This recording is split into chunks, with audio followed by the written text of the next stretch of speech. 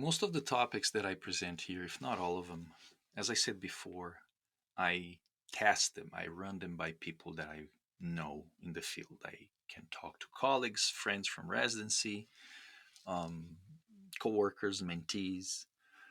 And for the most part, what I notice is that unless people have already taken the red pill, as I was told before, when someone was commenting the podcast, um, those ideas that I present are perceived as controversial and visibly very anxiety provoking, and as such, I generate a lot of resistance, and I can even see the change in the tone of voice of folks when I'm presenting those topics.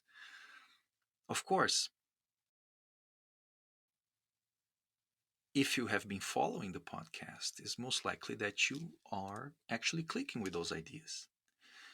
You perceive them possibly as obvious, as my previous guest, Dr. Bruce Alexander, referred to it in a flattering way. He said he was praising the podcast and he said, "You're saying some pretty obvious things."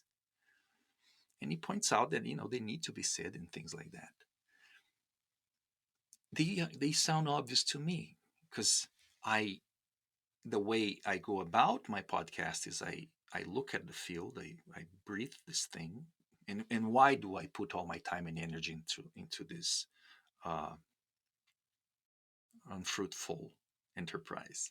Why am I so concerned about showing the world of psychiatry? I'm talking to professionals, as you know. It's too technical for most lay people. But why do I do that? Is because I believe in the good we do. I absolutely do believe in the good we do, and I just want to subtract the bad we do before everybody realizes that the king is naked. But and I couldn't. When I was listening to the episode after when I was editing, and he said that, I was like, oh my god, what is this thing? Why there's such a discrepancy between a guy like him saying this is pretty obvious and people looking at me as if I'm crazy, right? What are the variables? Most likely, the variables are that when people listen to the podcast, they listen, oh my God, my livelihood is being threatened. But no, and I try to reassure people, and that's what I do in my mentorship. I say we have alternative models. You can practice psychiatry in a safe way, and safe by safe, I mean it's safer than what we do now is not a challenge. I mean safe in a litigious way, and not cause all the damage we cause, and maybe get the most of it. But we got to abandon the reductionist view of things for one thing. So then I thought, okay, I'm going to talk about it in the podcast. I'm going to talk about it in one of the episodes. And my first thought was, I'm going to talk about the decline of our reputation. I'm going to talk about the anti-psychiatry movement. I'm going to point out things like criticisms towards our lack of science when it comes to our diagnostic criteria, because really it's pretty much a group of people agreeing about it, and it has been like that since the DSM-3. Um, with that intent to say, hey, people, let's wake up to this thing. We need more people on our side, and please, then share this episode with whoever you think could experience this thing. Because what I decided to do at the end of the day was, no, I'm going to make this a mindfulness exercise. I'm just going to say, watch your emotions as I present this thing, and I'm going to choose one topic to go about.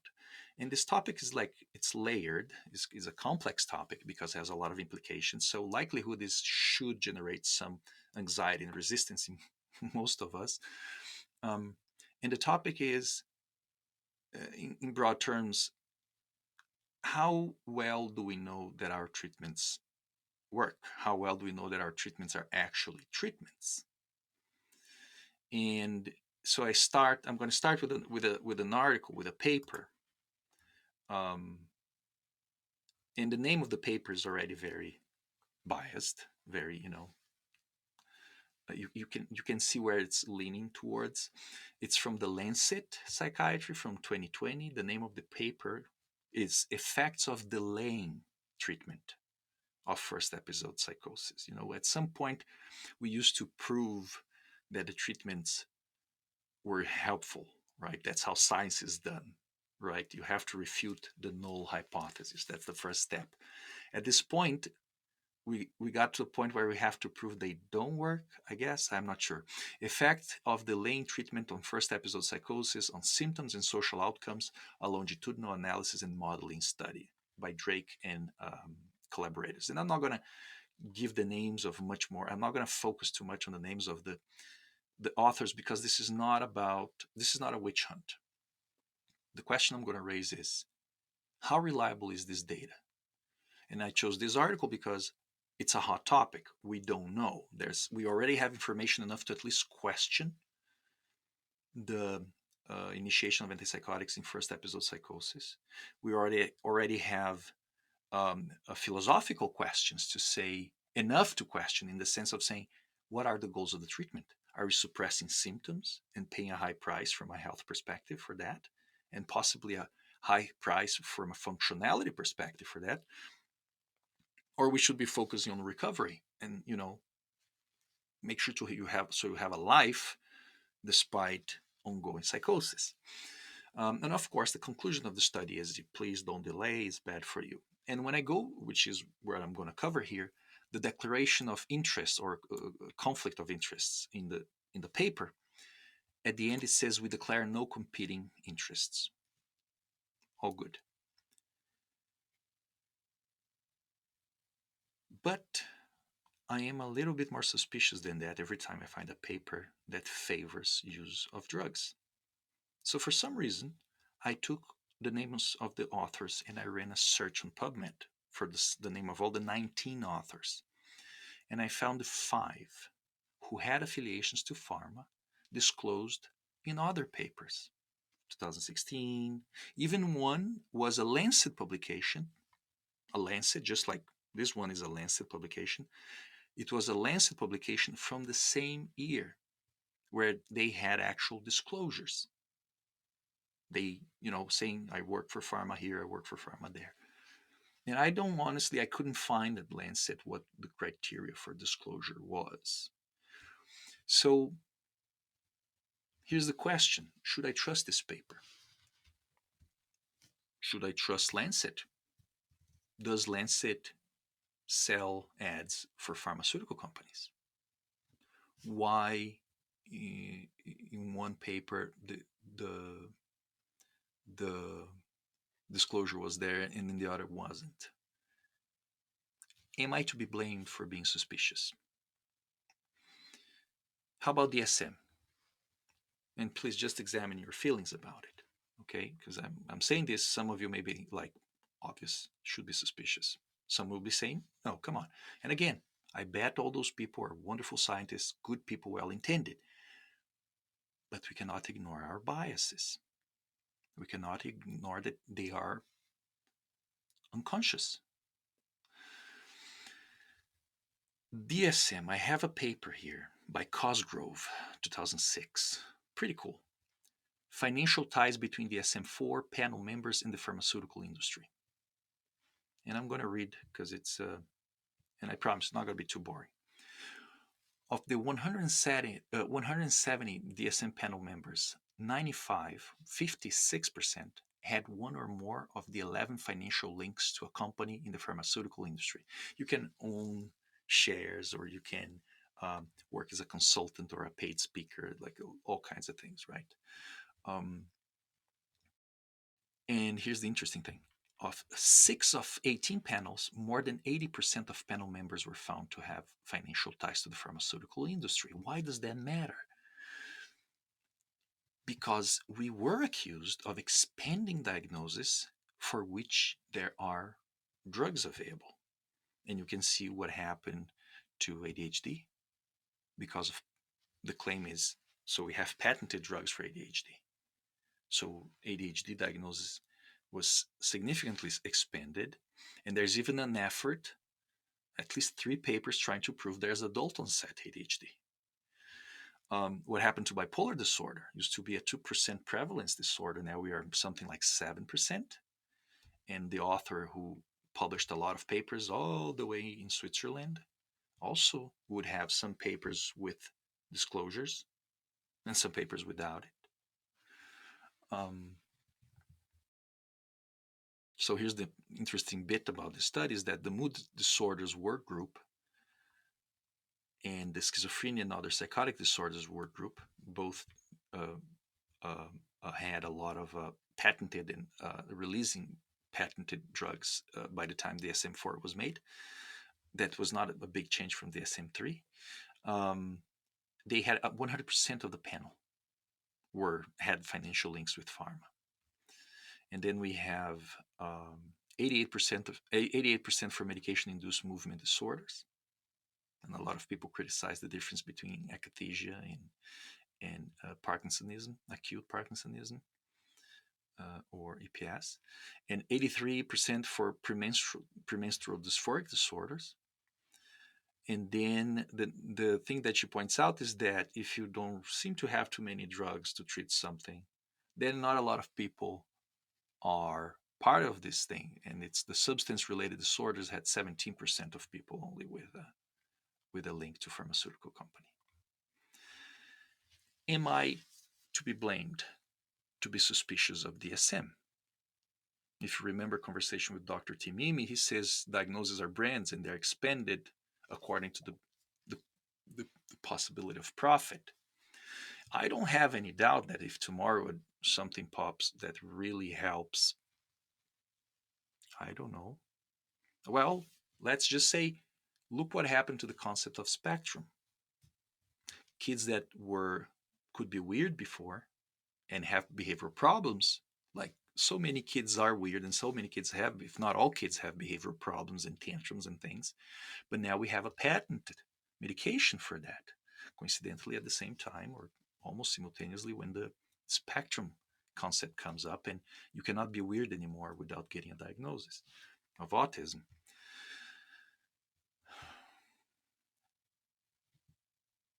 And, I think the bridge to the next part of this presentation is to say, you can know a man by his companion. How reliable is pharma in that regard? For that question, we already have an answer. And I'm not dissing drugs. That's never my point. As I always say, even nicotine and alcohol have a use. I'm not a square guy, and I am not a hypocritical. I'm okay with drugs. The question is, how do we use them? If we're not fixing anything in the brain, which we already know we're not, why do we prescribe them chronically? Look at your experience, your personal experience in clinic, okay? And remember from training, if you have had if you have experienced or met criteria for major depressive disorder in 3 different times, the recommendation is probably you should continue to take antidepressants. Is it your experience that antidepressants prevent the 4th declining mood? Because mine is not. So why do we do that? Where those ideas are coming from? Are they reliable or are they biased? And based on that partnership between so many doctors involved in DSM and in research and the pharmaceutical companies, can we trust this data? How good our drugs work? How good the drugs that these following pharmaceutical companies are making work? So I'm going to talk about now the 5 largest pharmaceutical lawsuits and settlement amounts. Of the 5 largest lawsuits against pharma in this country, 4 involved psychiatric medications. So the first one is $3 billion by GlaxoSmithKline. And it doesn't seem to be related to psychiatric medications. The second one is Pfizer in 2009, $2.3 billion. False promotion of a few medications, including Geodon. Allegations of paying kickbacks and submitting false claims to the government. The next one is Johnson & Johnson, $2.2 billion is the largest one, over Risperdal alone. I'll repeat, Johnson & Johnson paid $2.2 billion over Risperdal alone. pleaded guilty for misbranding antipsychotic drug Risperdal. Allegations include off-label marketing and kickbacks to doctors and pharmacists. Now, we can prescribe things off-label, but pharmaceutical companies cannot advertise off-label. Because you see, if you take Seroquel into account, and I'm going to cover Seroquel in a second, they have papers and meta-analysis covering the use of Seroquel for a myriad of things. PTSD, generalized anxiety disorder, bipolar depression, augmentation of depression, you name it. But that was not sufficient to convince FDA, and FDA only takes 2 positive studies. That's all it takes. You just need 2 positive studies. Even if you have 5 that failed. Zoloft had 4 failed randomized controlled trials, still approved. Vilazodone had something like 7 randomized controlled trials that failed, still approved, because it had 2 that were positive. Lamictal, for the thing that is approved, which is bipolar depression, had 3 failed and 2 positives. Celexa had 1 failed randomized controlled trials of 500 and something people. It's not that difficult to approve them, despite the randomized controlled trials that fail. Abbott is the next one, $1.5 billion over Depakote. Pleaded guilty to a criminal misdemeanor for unlawful promotion of prescription drug Depakote for uses not approved by the FDA. And the next one, the 5th one, is $1.42 billion paid by Eli Lilly for the advertising of Zyprexa. Zyprexa pleaded guilty to false promotion of antipsychotic drug Zyprexa for uses not approved by the FDA. The source of this is Injuris, www.injuris.com. Then Seroquel, pharmaceutical giant AstraZeneca to pay $520 million for off-label drug marketing. If you guys want to know more about it, just about Seroquel, I have an episode, Would You Take Quetiapine? So they pay $520 million, or they would pay, according to this paper, justice.gov, $520 million to resolve allegations that AstraZeneca illegally marketed antipsychotic drug Seroquel for uses not approved as safe and effective by the Food and Drug Administration. AstraZeneca buried unfavorable studies of its $4.4 billion blockbuster psychiatric drug Seroquel, according to internal documents released Friday, in a legal dispute between the company and lawyers of thousands of people who sued the company because they said the drug caused diabetes and weight gain. Now let's look at this thing for a second. $4.4 billion in profit in 2009. They pay a fine of $500 million. And I do this a lot. I ask a lot of people, have you heard that Seroquel can be used for anxiety? Have you heard that Seroquel can be used for insomnia? Have you heard that anxiety can be used for bipolar, for depression, for psychosis, for you name it? And low mood, depression? And the answer is yes, always yes. But nobody heard about this. Once the word is out in our field, it's very difficult to fall back. Look what's happening to benzodiazepines. We found they were bad for PTSD and phobias. It's going to take another 20 to 30 years to clean up the mess. Once the word is out, because you would think with 5 lawsuits on the order of billions that it would stop. You have one in 2009, one in 2013, 2012, 2009. But there's no reason to stop. We're still prescribing Seroquel for all those indications. The profits is still rolling. It was $4.4 billion in 2009. Am I to trust AstraZeneca? And as such, am I to trust all the studies financed by AstraZeneca or done by doctors who had financial ties by AstraZeneca? Not a witch hunt. The question is this really free of bias? Then there's another one about a Chicago doctor who got $600,000 $100,000 from kickback from Teva and IVAX Pharmaceuticals over the use of clozapine. And this is from also justice.gov. And then I'm going to cover one less doctor and his relationship with pharma. And we're going to cover a study real quick. Mr. Bitterman, Joseph Bitterman, earned at least 1.6 million in consulting fees for drug makers from 2000 to 2007. Dr. Bitterman. But he failed to report all of that money except for $200,000. Who is Dr. Bitterman and what is his legacy? Dr. Bitterman is the lead author of a trial published concluding that treatment with risperidone improved symptoms of attention deficit and hyperactivity disorder in bipolar children. Now, let me remind you that until a while ago, most likely before Dr. Bitterman's work, diagnosing bipolar in children was something that people chuckle or laugh off. It's a very rare and unusual thing. But this gentleman took all that money from pharma. I'll just read it to make it simple. He's the world's most prominent advocate of diagnosing bipolar disorder in even the youngest children and of using antipsychotic medicines to treat the disease. Oh, it's New York Times, okay? All of this is from New York Times. They call disease. Lay people don't know the difference between the disease and a syndrome. Now, according to the New York Times, between 1994 and 2003, there was a controversial 40-fold increase in the diagnosis of pediatric bipolar disorder.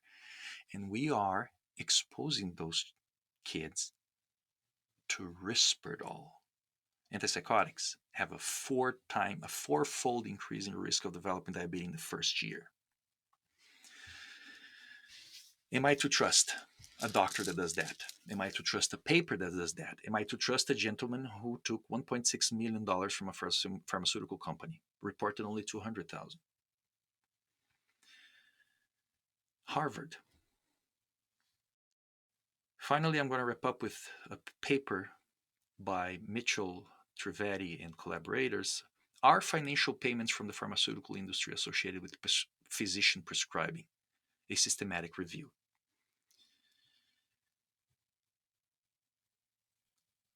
And you must have already an answer in your head. If it's obvious, you're probably right. If it's generating anxiety, just consider this, the conclusion. The association between industry payments and physician prescribing was consistent across all studies that have evaluated this association. Findings regarding a temporal association and dose response, how more money, more drugs, suggest a causal relationship. How comfortable am I supposed to be by prescribing antipsychotics for first episode psychosis based on the available data? I don't know the answer. How comfortable should I be prescribing risperidone to children based on the available data? I do not know the answer. But it's worth to ask. And again, not going after people, but aren't we as human beings biased? If you go to open payments, you're going to find my name there with maybe $20. I must have eaten a steak on the account of a pharmaceutical company. And I would like to say, and that was before I took the red pill, I would like to say that never affected the way I prescribe. Can I be sure of that? Can I be sure that I'm aware of all my biases? Nowadays, I don't take phone calls from pharmaceutical representatives. If they show up, I shake their hands. I'm very polite. I'm not going to be rude with people. They're trying to make their living. But I'm afraid of that influence in what I do. I'm very careful with whom I talk to. And that's why when I read a paper, I read it in a very suspicious manner. And I'm talking about anything that I read. I also take into account criticisms made to psychiatry by people that can have a lot of financial gain from it. And please take into account the financial gains that I may have by looking to psychiatry like this. How much do we know about our field? Open my eyes. Feel free to email me at info@nepmi.org. Thank you for listening to this episode.